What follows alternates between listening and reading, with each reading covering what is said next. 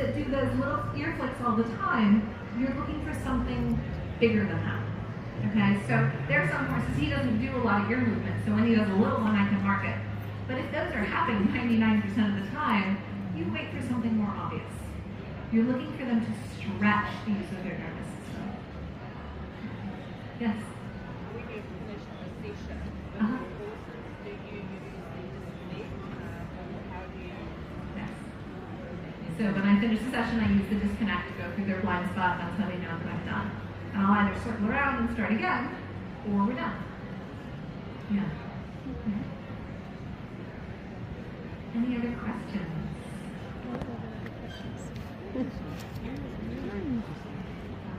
So, if you guys, yes, go ahead.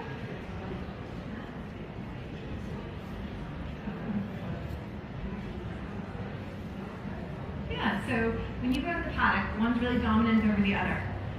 Any horse in the herd can ask you for action. So you might have to just walk around for 20 minutes until they sort out their dynamic. After your herd is settled, only the horse you want to talk to can cause passivity. And your horses will figure out very, very quickly which one you're talking to.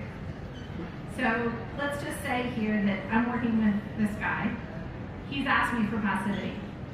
I see the dominant one coming. What I'm going to do is I got to deal with the dominant one. I'll be back. I'll go past him. I'll say hello to the dominant one. I'll pass by him. I'll circle around, and then I'll say, okay, are you ready to start the conversation again? And what I find, as I said, it never takes more than 20 passes.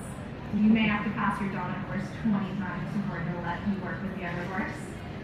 But if you're consistent, he will know that you're not talking to him. And the reason people get in trouble is the dominant horse gets your attention, and then he gets your passivity, and then he goes, ha, that's what she wanted. If I just chase the other horse off, I then get all of her attention. So you gotta be careful. You can go say hello, just stay in action. You don't switch to passivity unless they have good behaviors. Bad behaviors, you can go visit, you can talk to them, you can walk past them, you can move around them, but do not let them stop you for bad behaviors, and you'll see that dominant behavior settle out. It's only there because it worked. Now, if you go home and you try this and you say it doesn't work, remember what I told you, it's the slowest training method in the world. Sometimes you have to do a lot of repetitions before you start to see results. And I just want to be really honest with you about that. This is how I choose to train all the time. I was a dominant trainer before. I taught horses all the skills they needed to have. I started horses under saddle. I have more fun doing this. I would rather do this. It's slow, it takes a long time, but it is so much fun when the horse thinks they're training you. So, while he is away from the fence and he's not thinking about the corner so much, I'm going to say, would you like your halter back? Yeah, should we take you home? Turns out he would like to go home. I was afraid when I started doing freedom-based training, horses would opt out of halters, and I found that's just not true. When they wear their halter, they tend to get to go places they wouldn't normally get to go. They tend to have more novelty in their life. You can teach them that halters are a wonderful thing. And allow them to have a more diverse life. And that's a really great thing. I'm not against halters. I think they're very, very important for safety. They help the horse be safe in situations where they might be concerned and they might not have a good rapport and cooperative behavior. But if I can train the nervous system enough, I can replace the need for a halter, replacing pressure with attention. Anybody can do this, but it is billions of hours. You either love the hours or you don't. I will let you know, you can put in 5 minutes before you put your halter on, and you will start to see over the course of a month a change in your horse. They will feel better, they will want to do more, they will be more cooperative. You don't have to do hours and hours of it. Doing 5 minutes a day, you probably won't be able to take off your halter and ride bridleless, but who knows? Depends on the timing and the quality of your other training. So I'm going to let him go back. He's done a really good job for us. And I'll be around if you guys want to ask any more questions. Now, it's only good for a limited time. At some point, he's going to be done with me. I have to be done with him before he's done with me. And then do it again. This is about building emotional strength. And so if you wanted to build arm strength, you would lift a heavy weight over and over and over and over again. To build emotional strength, we have to use the sensory system over and over and over again. He has to use the sensory system and have someone notice. So someone has to notice that he's using a sensory system before he'll want to repeat it. That's my job. I mean, hopefully the other horses in the herd do too. But I know. You gonna go get the gate? No? Okay, I'm gonna get the gate then. Because you were falling down on the job. Yeah, gate's very important. I checked. We're all good. He doesn't have to follow me. But I'm not going to stop, even though he followed me, because that's the mass of his body moving, until he uses his sensory system. Because the sensory system is how he learns to take better care of his friends. Then, you can take this up. And the gate is our favorite conversation topic.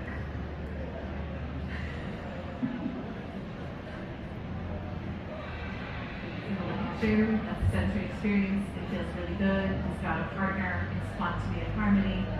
Nice work, buddy. Really good. Yeah. Now, before he's tired of it, I'm going to pass by, go through his blind spot, let him disconnect from me, and then we'll start again. It's really, really simple. It is not easy. Are there any questions from anybody? Yes.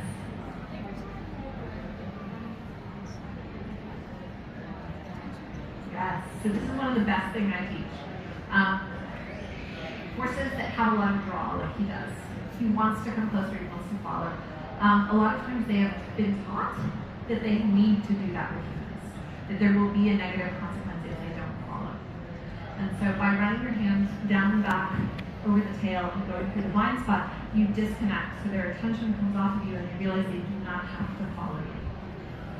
So I want him to follow me if he wants to, but I don't really want to tap into his past training where he feels like there'll be a punishment if he doesn't. So he's welcome to, but this disconnect is really helpful.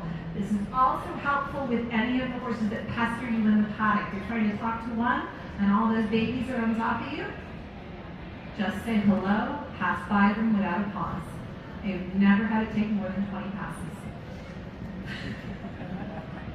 All right, you don't have to scare them away, you don't have to push them away, you don't have to get mad at them. This goes for horses that bite as well. Horses that bite, horses that push, horses that are too aggressive in the paddock. Will they kick you on the way by?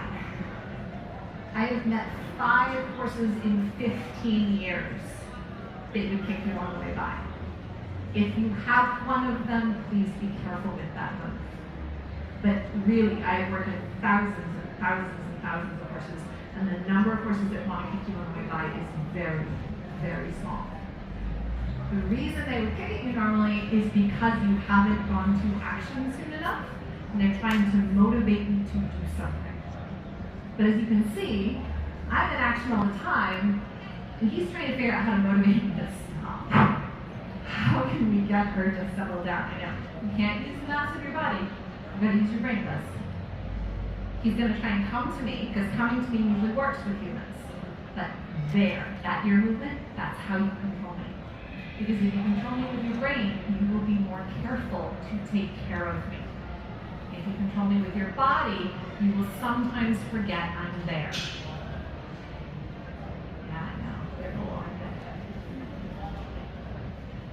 Any other questions? Yes.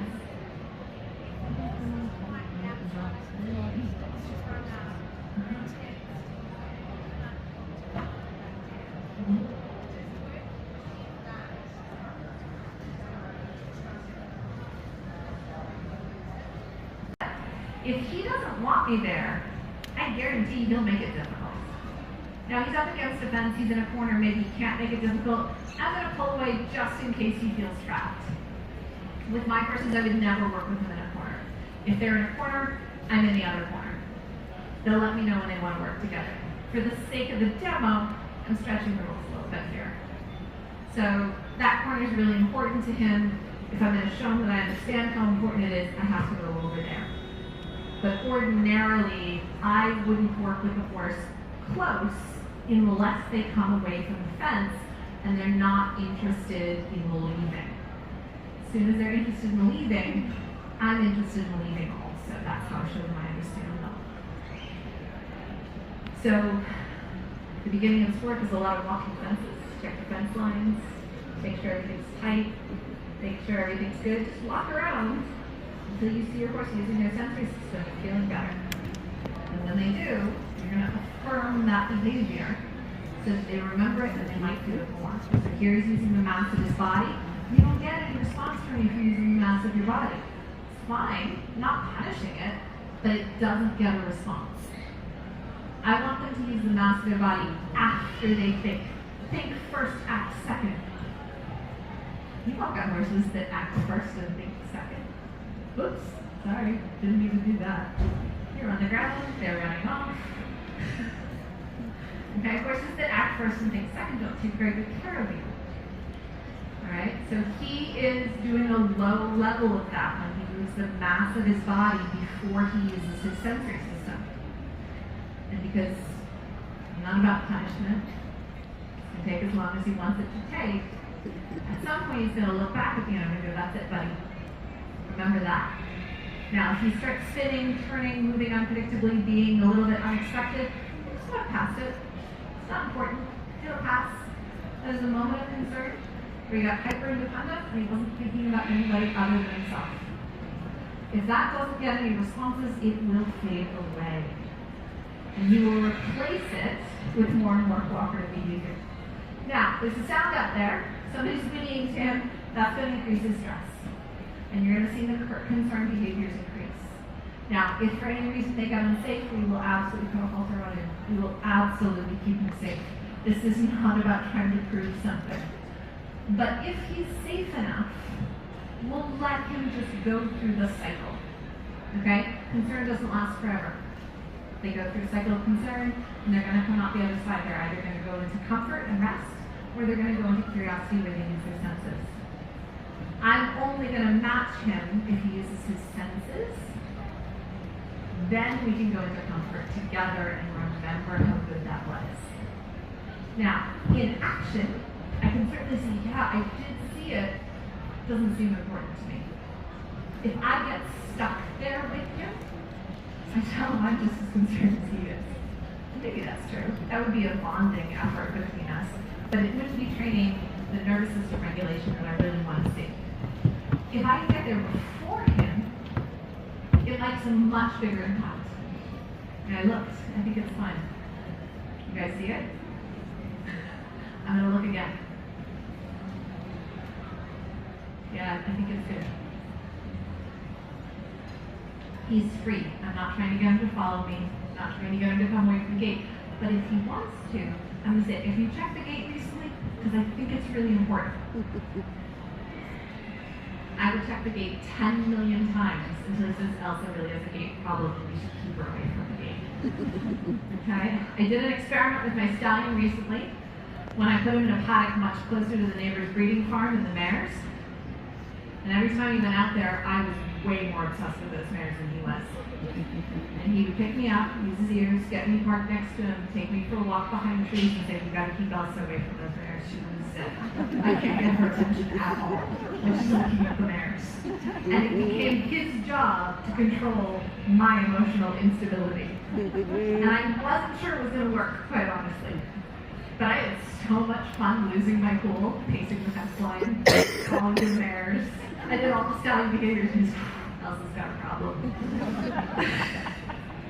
Did you check the gate, Betty? You haven't checked the gate in a while. We should check the gate.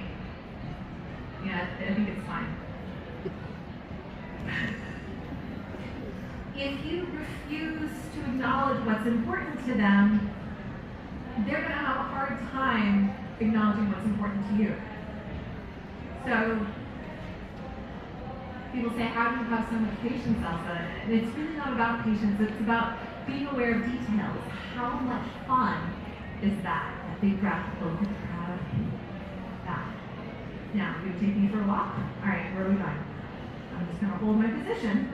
You can take me wherever you want to take me. This is the companionship phase. We're partners. Now, we're only partners for a set amount of time. I haven't been doing this with him very long. If I stay here too long, I'm going to irritate him. So I'm going to leave before I'm irritating. And I'm going to leave him wishing, God, I wish he'd stayed a little bit longer. God, I wish he'd just been there a little longer.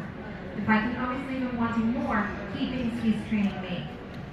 My human is a little bit difficult, but I'm making progress. She's slippery. You can't hold on to her, and you got to catch her over and over and over again. You don't catch her with the mass of your body. You got to catch her with your brain. So when your brain does something interesting, I will stop. You can see him there. He smells the audience. He caught me again. So when horses come out of my clinic, they go, "This is amazing. I can move a human with a flick of an ear." They love training a human. And if you can go in and you can make them think they're training you to be peaceful, easy, cooperative, that is a really beautiful relationship. And you notice how this pause here is getting longer and longer. And I can still leave him wanting more, but I don't have to do it so quickly. You get to the point where that's an hour, 2 hours. You're riding a horse, you're sitting in one place for a long time, he's like, please don't get off. You're just starting to have fun. Sorry, take it back. Today with a horse I've never met, I would be laying the very basic foundation for that. Now you'll notice that when he doesn't catch my attention with a good behavior, a sensory experience that feels good to him, I just keep moving. Okay, because we need a clear contrast between when he catches my attention and when he doesn't. Okay, so if I just randomly pause at random moments, it doesn't mean anything. What I'm trying to do is link my attention to very specific behaviors. And I don't have to do any particular action. I just have to keep moving. And Buzz here is going to think, how in the world do I get her attention? Okay? Now, if you're actually freedom and in a big enough space, if this was irritating, he would leave, or he'd hide behind another horse, or he'd go behind the barn. He doesn't have to be near me if he finds this walking around irritating. Unfortunately, in the expo, he doesn't have a choice. So this is not really freedom. I'm going to check the gate for you, but you left it. I'm going to make sure it stays safe while you're gone. Yeah. It's pretty safe over there. Should I check again? I should check again. Yeah, absolutely. So this is the information that I gathered when I was watching him, that gate's really important to him. I've also now gathered that this side is also a little bit important to him, so I'm just going to check in with all of you guys over here. Looks silly, but what I find is this is the beginning point to starting to build a rapport with your horse. Now, he and I are going to pass like ships in the night a lot, because he has other priorities than me. Okay? Until, did he ear flick back? That's a sensory experience as he hears things behind him. Now, after the sensory experience, I can be just the same as him for a little while. And if I stay here too long, I'm going to become irritating. Any position around the horse is good until it's not good. And you all have had that experience where the horse hit you in the side of the head, or stepped in your foot, clipped you with the hip. All that is your horse saying you were in one position longer than I was comfortable with. Okay? So in most training, we tell the horse they don't get an opinion. The human gets to stand wherever they want for however long they want.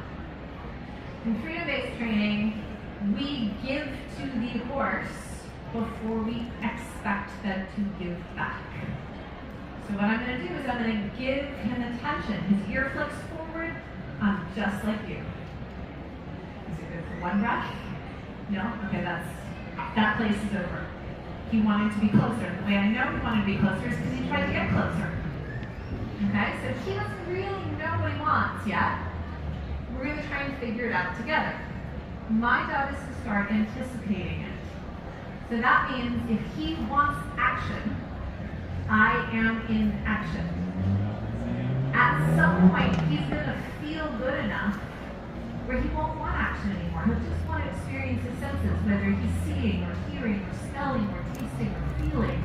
He'll just want to experience his own senses. This is an example right here. He's experiencing his own senses. I'm going to stop distracting him.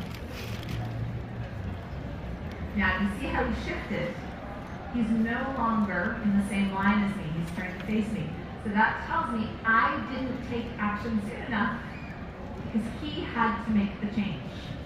We were beside each other, then he turned to face me. If I had known that was going to happen, I should have shifted around to the front so that he and I are both taking action at the same time to get to the same end result. So as I come in here, he shifts his attention to me. I'm going to keep moving because his feet move more than his brain and his sensory system. What I'm trying to train here is his sensory system, not his feet. We do feet after sensory system. And so if his feet are moving, he's saying something is not quite good enough. So we check the gate recently, and you'd really like to be out there. If this was actually freedom-based training, we'd be doing training out there. So this is a little bit harder because he actually hasn't chosen to be here. And that's fine for them. We can just work with that. But as I walk around, you're going to see cycles of emotions. So right here, where he's right up against the fence, he's in this cycle where I call this concern. Concern is he'd like to be somewhere else. Okay? He's as far into the corner as he could possibly get. He would really like to leave. This puts him in a concern cycle. Stress is always changing. As his stress comes down, he's going to notice some sensory experience, seeing, hearing, feeling, smelling, tasting. There it is. Stress has just come down into a state of curiosity. He's now thinking about the feeling between his tongue and his teeth and his mouth. Then he's going to settle into comfort. Back up to concern. So he settled into comfort, but there was just no feeling for a little while. He was just relaxed. He was not really feeling anything. He wasn't using his sensory system. So there, he's going to rub his nose on the fence. That's a sensory experience. Afterwards, if he's going to go to concern, you can see him start to get a little restless. Is he going to get concerned? He says, yeah, no, we're going to have sensory experience instead. You can see him itching his jaw a little bit. That was great. Now, before he comes to get me, I'm going to come get him. He's going to smell my hand. That's a sensory experience. I'm going to go, great. Now, could we just relax and remember that?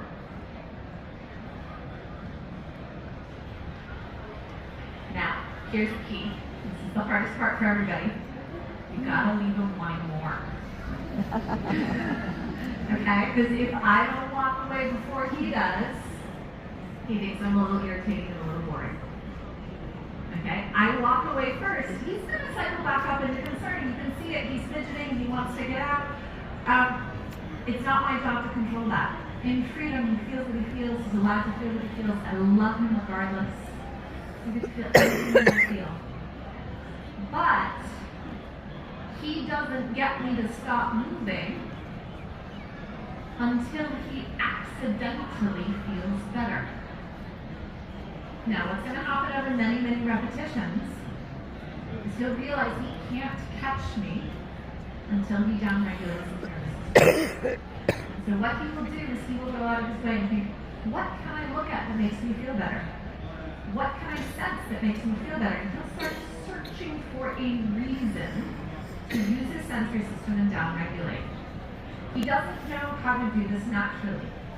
But I'll tell you what horses do know how to do naturally. Horses know how to control people. Alright? So you can see him, he's trying to use the whole mass of his body to get his right attention. And I'm not going to give him my attention with the whole mass of his body because that's not the way I want him to control me. I want him to control me by using his sensory system. Once he controls me using his sensory system, he will lower his own stress at the same time. Ooh, look at you. Copy, Buzz. Big breath. And I'll move on before he does, because I don't even want any more of that. Not irritated by it. Do you think we should check the gate? We should definitely check the gate. Yep. I think it's still fine. What else should we check? Maybe we should go back to the gate. Yeah. If I can go back to the gate before him every time, eventually he's going to say Elsa has a bit of a gate problem. I think we should go back to the gate. Yeah, it's really important. We should check it. Yeah, it looks safe. Looks safe to me. He's like, are you sure? So he caught me by looking at me. Looking at me as a sensory experience. He used his eyes to see something that was interesting to him without moving his feet. Now, later on in the training, he will do it while maintaining a walk, or while maintaining a trot, or while maintaining a gallop. The idea is he doesn't have to change the mass of his body to use his brain and his sensory system. In the beginning, we do it at a standstill. Sorry. Because it's easier. Yeah, I didn't think you'd turn up in time. Just sit on the front. Just sit down and get fun. Now, I'm not going to stand still till yes. Are you taking me for a walk? Okay. It's alright, I'll take the Going bits you missed. over to the gate again? Yeah.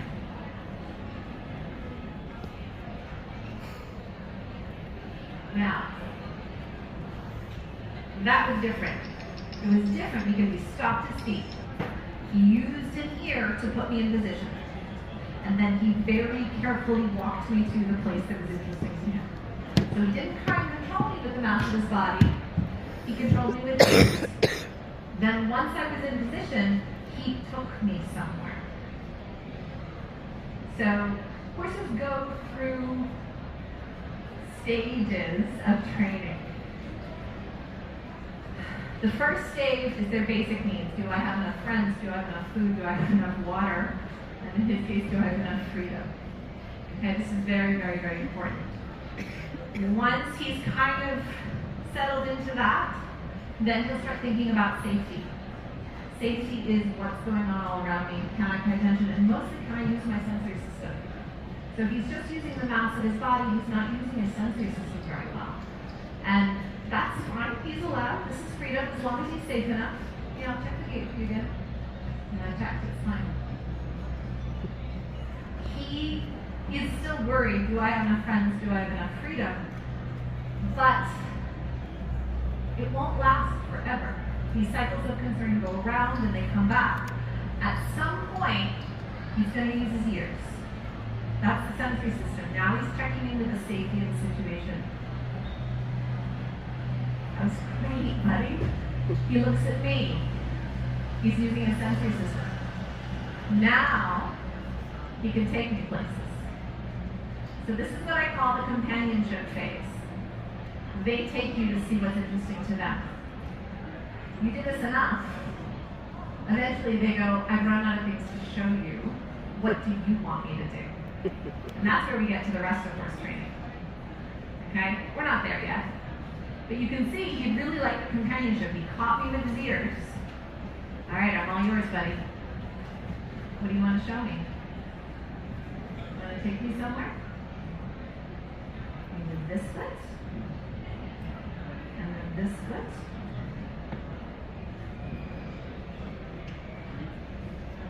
So now he's not quite sure where he wants to take me. Ooh, a lick in its shoe? Very nice. I'm going to acknowledge that. I'm going to affirm that behavior. He got a response from me. If he can remember it, he's more likely to repeat it. Now he's going to take me somewhere. What is interesting to you, Buzz, is interesting to me too. Now, if he's going to squish me against the wall, we're sliding into concern. Because what horses do when they're concerned is they stop thinking about their partners. They get a little hyper-independent and they only think about themselves. It's not bad, it's not wrong, it's just not what I want to reinforce. So you can see him looking for me. He's like, I really didn't want to lose you, Elsa. And I'm like, well, you're going to have to be more careful to regulate your nervous system next time. If you want to keep me, you're going to have to use your eyes and your ears well enough that you remember to take care of me. If he can remember to take care of me, we have a very easy partnership. Now, we're not going to get into the entertainment phase yet. He's not going to let me tell him what to do yet. We haven't built that much of a foundation. But before he loses me on the fence, I'm like, you weren't careful, dude. You're going to lose me if you're not careful with me. He will work harder and harder not to lose me. And this is even out in the big, huge paddock with a herd of 20 horses. Paying attention replaces pressure. If you do not pay attention, you have to use more pressure in your training. And you're going to see this in your herds too. So in your herds, the horses that pay a lot of attention, they find their parallel lines, they know when to move, they know when to stand still. Those horses, everybody wants to do what those horses want to do. The ones that don't pay very good attention, they are either biters, kickers, or on the receiving end of biters and kickers. Pressure replaces attention, or attention replaces pressure. So, what am I going to pay attention to? I'm going to pay attention to the big deep breath, the lick and the chew, and after that, I'm going to do everything he does. He's going to learn, he's going to manage his nervous system to win me over. We look over there together. And you see his eyes kind of glazed over and his ears went still. That was a moment of comfort where he stopped using his nervous system.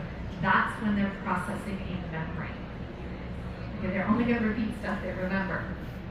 So if he can't remember it, he's not likely to repeat it. Now, this corner is tricky for us, bud. Do you think you can make the corner slowly enough so you don't lose me? Look at how much more careful he was that time. He doesn't want to lose me. Okay? Now, obviously, this is an unfair demonstration. He's got no other horses to choose. I am his only option for a herd mate. This will work in the middle of the rest of the herd. You've got to learn to pay attention. You can learn to pay attention so much that your horse will choose you over the other horses.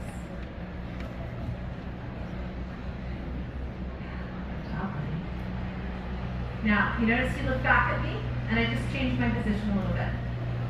But I didn't do a lot of movement, because a lot of movement will distract him from how he felt. If I do a lot of movement, I'm saying, don't remember that part.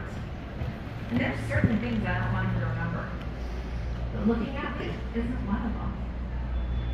And so this is one of the biggest mistakes I see people make. The horse looks at you and pet him a whole bunch. Feels good in your hand. You like petting them. Maybe even they like petting. But they will probably forget the sequence. They remember bad things instantly because it's important for survival. They forget good things very quickly if you layer too many good things on top of each other. Because it's not part of the survival. Now, it is the only place you can see a little bit of nature. It is probably the least overwhelming place for him to look. And he goes there frequently to show me how important that is to him. So this is something I want to keep in mind. The first thing we do in freedom is we show the horse that we understand who they are naturally without trying to change them. So he's showing me how important that gait is to him. And I'm going to keep that in mind, so as soon as he does something else, I can show him how important that gait is to me. Now, I could just go join him at the gate, and I might in a moment. But the main thing here is when you watch your horse, notice what's important to them. Then you're just going to keep it in mind. How could I show them that I saw it? So, did you look out there? It's really important. Do you see how, as I look out there, he's not sure it's important anymore. Okay? But I took his cues from earlier. Now he's got something else on his mind. If I don't acknowledge what's important to him, I'm going to go look again. Yeah, because it's very important out there. Yeah. Okay, I checked. Seems okay. It's not the amount of time I spend looking out there. It's the repetitions of behavior.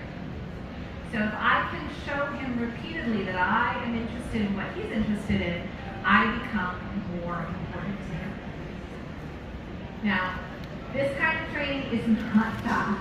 I always laugh when people invite me to do demos because there's not a lot I'm going to be able to show you in the next 45 minutes. I'll be able to show you the foundation. But this is probably the slowest way to train a horse in the whole world. Okay, we're talking billions of hours to build a rapport with a horse to the point that they want you to ride them, that they want you to tell them what to do, to take them places. But I found in the work that I do that as I teach people, they can do this work for the 5 minutes between when you first see your horse and when you put your halter on. You got a few minutes where you can show a horse that you understand them. And if you do a good job of showing a horse that you understand them, you will find everything goes better when you put your halter on. So that's 100% of what I teach. I don't ever put my halter on unless it's a safety issue. So safety has to come first. If we need the horse to be safe, of course we're going to use halters. Of course we're going to train them to respond to pressure. We only do the work in freedom if it is safe enough. So as Buzz looks over here and he licks and chews, he's having a sensory experience. He's feeling his tongue against the top of his mouth. He's feeling his teeth rub together. That sensory experience, I think, is a really good experience for him. So what I did there is I paused. I just stopped moving. And when you stop moving in a parallel line with your horse, you give them acknowledgement for how they're feeling. Big deep breath there. I want to acknowledge that too. Licking it too. So what I'm doing is I'm not distracting him from his own feelings. And he's going to notice that I only pause when he feels better. So now he knows that I know when he feels better. This is going to link us together. Now, it's not fast. This takes billions of repetitions. I don't want to fool you guys into thinking this is an instant fix. This is not an instant fix. But as he yawns and it feels good, and I match him, he adjusts the foot and I match him, he adjusts the foot and I match him. He and I are on the same team.